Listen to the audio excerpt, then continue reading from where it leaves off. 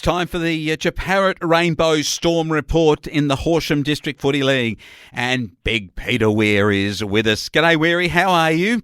Yeah, not too bad, Wayne. Just trying to get the crop in. It's perfect time of the year to get the crops planted, and beautiful conditions we're presented with at the moment to capitalise on. Okay, so this week, did you sample any pies from the Bow Bakery at any point in time in the week?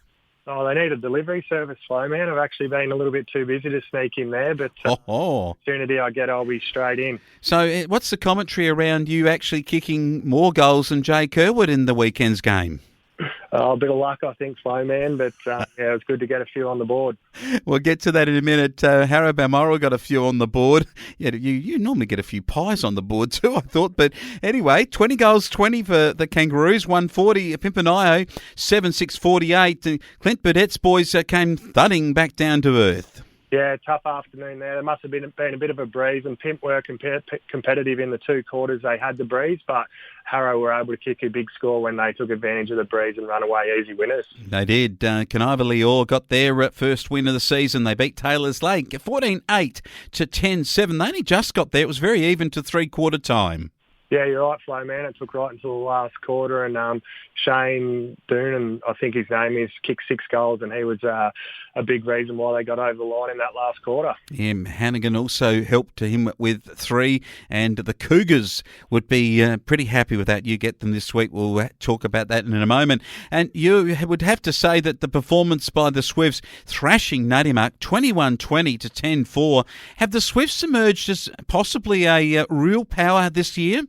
Definitely they'll be around the mark again. It was a very interesting game, that one, Flo, man, because the Nuttymuck team kicked the first 8 goals of the match, but after that it was 21 goals to 2, and the Stall senior players in Liam Scott and Matthew Healy really got them back into the game. But yeah, a huge turnaround there in that game. Extraordinary, isn't it? I mean, like, how did the Nuttymuck light switch at their home deck go off so quickly? And, swiftly it went off. That's probably the way to put it. What about this? The Keys, 13-11 to Rapanyup, 9-12 in the match of the round. I called it last week. Could the Kalki side lose 2 home games in a row? And I was almost brave enough to say that Rupp were going to do it, and yet they didn't. Yeah, I thought the Rupp boys might win this game, but it shows Kalki again will be around the mark, and Jasper Gunn's a really good midfielder, and he was best on ground and obviously had an influence through the centre of the ground. We know that Eden Abapsley have improved a heap, but they weren't good enough to beat Narrajua Quantong 14-11 to 10-7, so there's a bit of work for the Saints to do this year. Yeah, I think they'll get better as the season goes on, so it's really important for the teams who do face them early in the year to probably beat them, because they're going to be a lot tougher task later in the year. And I see Trent Grant helped out Brock Orville in the forward line for the Quantong boys to get the Bombers over the line. He did. Okay, your game, it was a massive win. It was from start to finish, 22-13 to Laharam 3-3. Laharam will not be amongst it this year, but the Japarut Rainbow Storm will be. Storming in the forward line to mark and goal was Weir with 6, Kerwood with 5. Peach, the boy from out of Keith and Darwin, I think too, 4 goals, and Scott Driscoll a couple. Jacob Cox, one of his best games in the green, white and grey. Yeah, he definitely played a great game, and I think it might have been on the back of his younger brother Lewis debuting, Flo, man. So he just wanted to remind Louis that he was still the better brother. But yeah, we had a really good afternoon. Laharam boys, they'll be a little bit off the mark this year. They're just lacking a few of those real strong senior players that they had a few years ago, and they're asking a lot of their younger players who, to their credit, didn't give it up all day, but were just too good down there at Laharam. All right, now questions will be asked, and they continue to be asked, because the reserve grade kicked more and beat Laharam by more than the senior grade. Was that discussed during the week, Weary?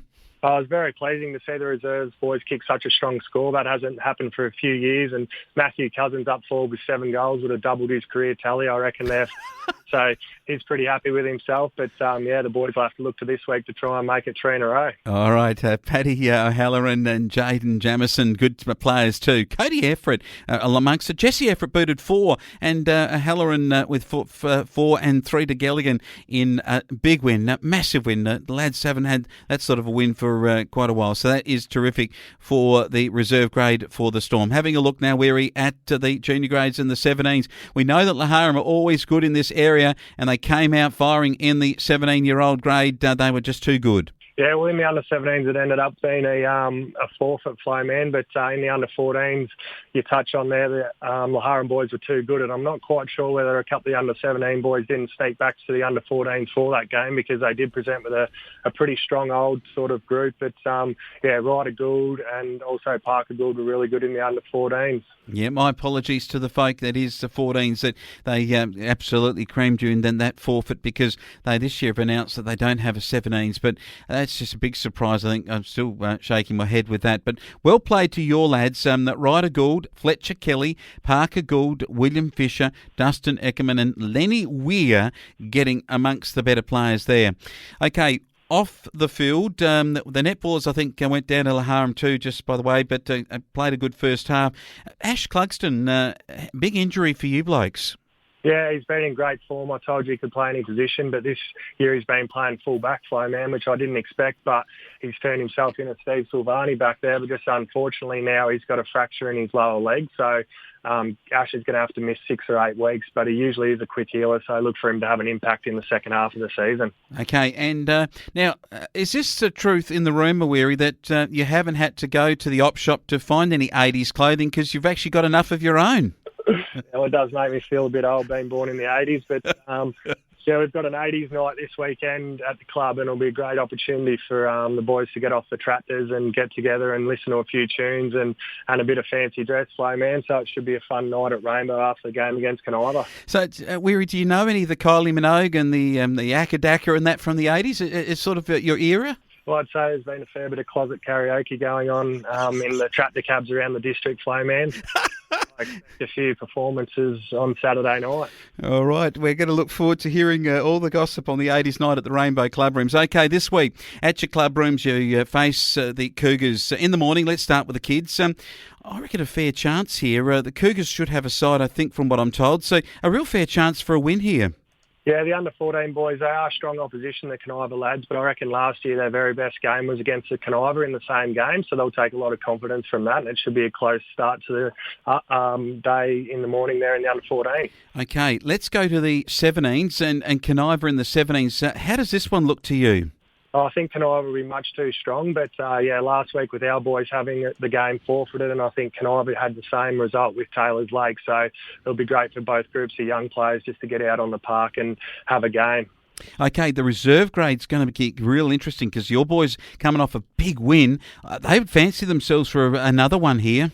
Yeah, they will, but Caniva will bring strong opposition, and they've got some really experienced, good players, so it'll be interesting to how our younger group fares against an older, more experienced team, and it should be another close game. Okay, let's go to all A-grade games, and in the seniors, your game first up against the Cougars. Look, only thing that could probably bring you undone is if you and Kerr would start a goal shootout against each other and don't start passing it to each other, but it's going to be very interesting to see. I think your boys should win this even without Ash Clugston. Yeah, I think it'll be so important in the middle of the ground. Hamish Bennett and Liam Livium are obviously class acts, and it'll be a big job for our ruckman, and Daniel Batson will have a task in there, but he'll get support from Matthew Thomas and Lockie Doon, and I think the key to the game will be whoever gives their forward the most opportunities, and the Hannigan boys and Noonan can kick goals at Caniva, and we'll back ourselves in if we get the opportunities to kick a score up the other end. So watch for the midfield to have a big say in who wins the game. All right, now let's go to the other A-grade or senior footy matches. Harrow, Balmoral and Taylor's Lake at the Dock Lake. Could be only weather could stop this. Wet weather underfoot could stop this from being a cricket score.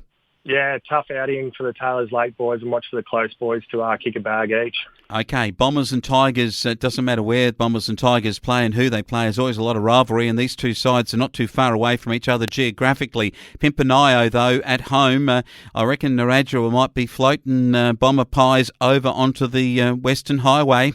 Yeah, I think Pimp will have some better matchups over the field, more so than against a team like Harrow. So they'll definitely have their moments in the game, but I think Quantong are too good a team to drop this sort of match. Okay, match of the rounds here, the two that are coming right now. Edenhope Apsley in Kalkey, down at Edenhope. They've moved the game from Apsley because they've got some problems with the surface there. So they're over at Edenhope, and the Keys came off a big win last week. This is the moment of truth for the Saints. Yeah, I reckon both teams have had some real tricky, tough games. So they're going into it after a few really good hit-outs. So it should be a cracking game of football.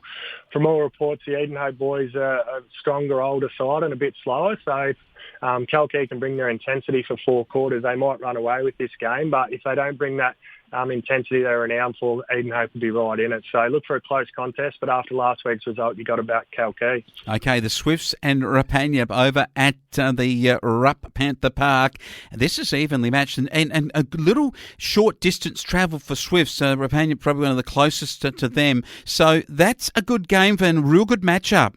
Yeah, I believe so as well. I really think Stawell are a hard team to beat when they get on a roll, and they've got some really good momentum at the moment. So I want to go Stawell to overcome Rapanya, even though it's on Rapanya's home deck. Oh, it's a big game for them too. Laharam and Nadimak. I just feel that Nadimak, even though if they play the footy they played in the first quarter last week, you reckon they'd easily beat Laharam. At Cameron Oval, bit of a wet underfoot. Do you think that Nadimak should start favourite?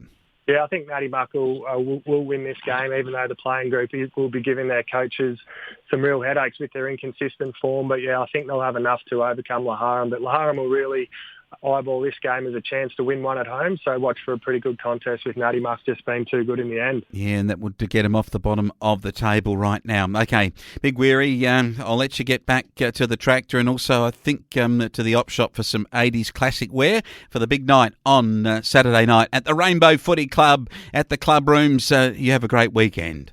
I will. Same to you, Wayne.